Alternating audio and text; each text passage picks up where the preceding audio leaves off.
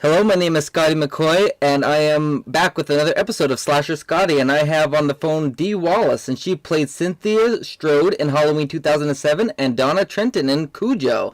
Hi, Dee, how you doing? I'm great, baby. How are you? I'm doing amazing. I'm doing great. Good. Yes, though, the first question I got is nothing related to either movie, but it's how did you get your start into acting? Oh my God, I was born. It shows. Seriously, I've been dancing and acting ever since I popped out. But I guess professionally, I taught a year of high school and wrote a letter to Hal Prince. And he flew me in to audition for a little night music to New York, and I stayed, and kind of the rest is history. I started doing a lot of commercials and got all my union cards, and stayed for 2 years, came out to L.A., and just started booking right away. Awesome. That's awesome. So now we'll go into the Halloween 2007 questions. So the first one would be, what was your audition like for Halloween 2007? Actually, I did not audition for Halloween. Rob, Rob really follows a lot of the horror icons. Right. If I might be so bold as to include myself in that. And so we got the offer for it. They sent me the script. Of course, I'm a huge fan of Rob Zombie's, so I really just wanted to work with him.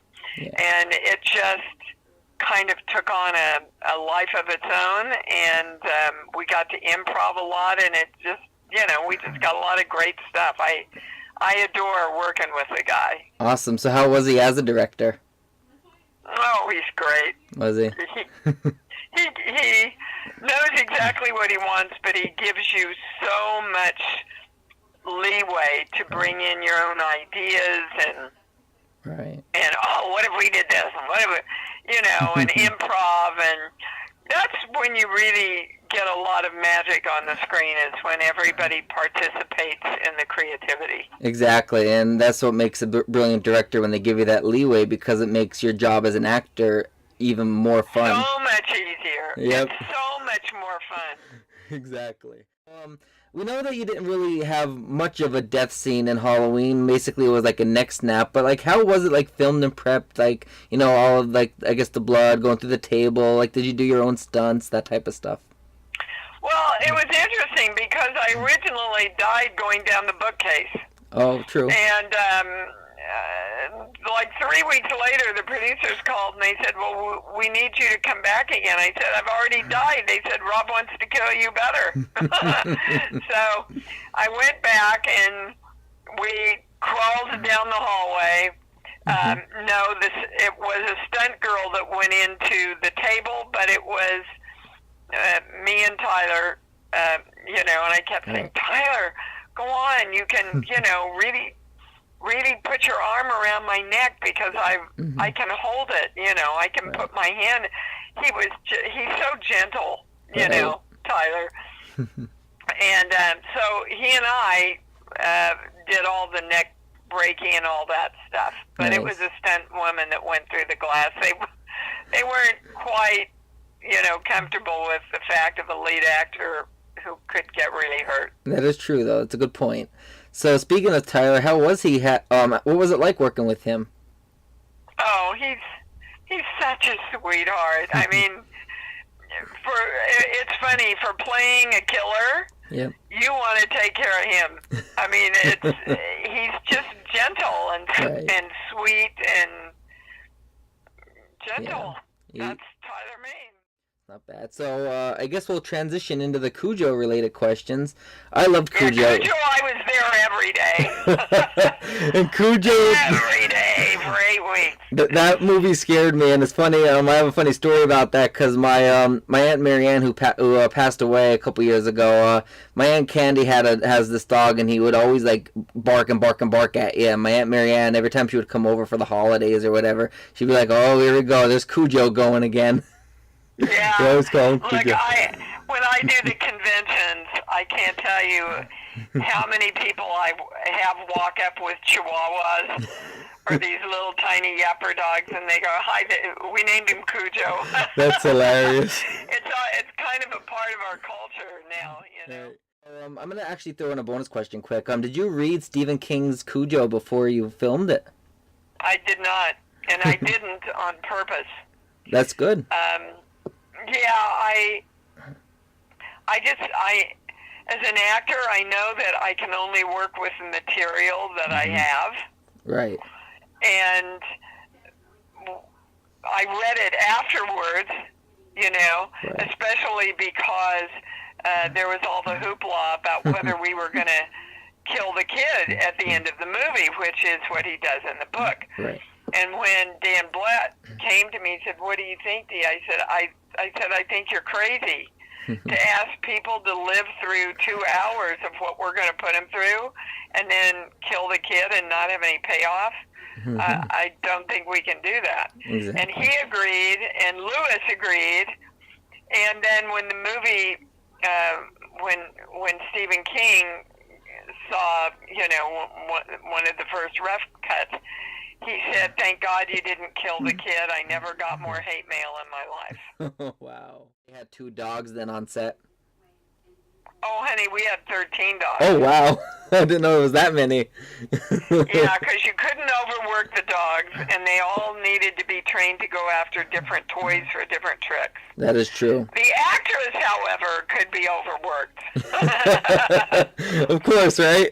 Yep, always. So did they train any of the dogs on set, or was it all an offset training? Oh, no, baby. They were trained within an inch of their life. Carl Miller was the trainer, and they were... I mean, he even slept in the barn with them. That's how loyal he was. And they were brilliantly handled by Carl and his fellow handlers. One of them was taught to jump up on the car and dig into the car. I got it. Yeah. Another one was attacked to stand and growl and get ready for an attack. Right. One dog, only one dog, could they train to go through the window at the end. Okay. So, you know, and they had to rotate them and rest them. They were taken incredibly good care of. That's amazing, though. That's amazing, and it's great that that there are animals that are able to do that. But the best part is that you have a trainer like that was on set that actually took care of the animals and made sure they were, you know, rotated and slept with them in the, you know, in the barn and all that. Make sure that they were. Oh yeah, everybody on that set were schooled about how to respect and take care of the dogs. Awesome. I think I know one of the answers to the first one, because the first one's a multiple type question, but obviously you have an impressive resume. My dad, he's like, "Oh, I know Dee Wallace. That is so awesome that you're going to be interviewing her," because he is a big fan of yours. He loved you in E.T. He actually made. You tell Daddy hi. Well, my dad actually, he's battling brain cancer, and about 2.5 years ago, he had emergency brain surgery, and then he had a stroke 2 days after, and he was told he wasn't going to survive, but he miraculously did. Well, the day before the stroke, but it was the day after surgery, but the day before the stroke, you know those little things or whatever that they put on your finger, and it's like it blinks, like it's like red. Well, my dad lifted it up. He goes, "E.T. phone home." So I had to tell you that. But so yeah, you have an impressive resume. So obviously you said that your most favorite film is Cujo. I'm assuming that would be your answer to that one. Yep. So what was the most fun film that you've have done, or was that also Cujo?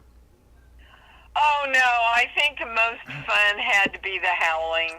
Really? I agree. I was engaged to Christopher, And, working with Joe Dante and, Chris and I were just having a big love adventure together. And Right. everybody on that set, it was like, let's put on a show, Right. We did it for like next to nothing, and just loved all the people I worked with, and That's great. It would definitely have to be The Howling.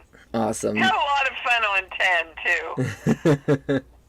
Awesome. And the last question I got for you, I also like have a little production company I'm starting up called Gravestone Films. So I do know that. So I know that there are some NDA agreements that aren't allowed. So if you're not allowed to contractually say anything, that's fine. But do you have any future projects you want to let the listeners know about?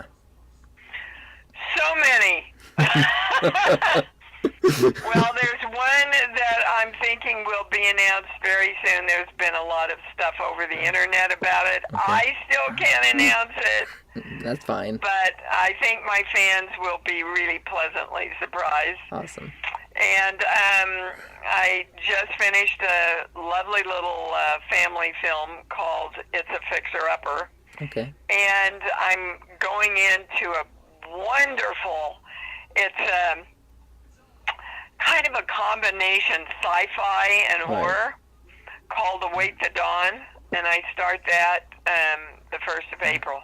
Awesome, that's great. So, if any more products, whenever they're released, whenever you get any more jobs or whatever, everybody can go to IMDb, obviously, to Dee Wallace's page and see that. Do you have any social media you want to plug, websites or anything? Oh, my website is iamdeewallace.com. Most of that, I do a lot of healing work and teaching people how to create their lives and get money into their lives and feel better in their health. So I would go to my website and check that out. You'll find that all pretty Awesome. Fascinating. And I'm all over social media, guys. Awesome. Just put in Dee Wallace, you'll find me. Sounds good. Thank you so much for your time. I really appreciate it, and it's been an honor talking to a legend like yourself. You too, Scotty, and give your daddy my love. I definitely will. And tell him not to accept anybody else's limitations. Definitely. To let the universe know exactly what he wants. Exactly. Thank you so much, Dee. Okay. All right. You bet. Bye-bye.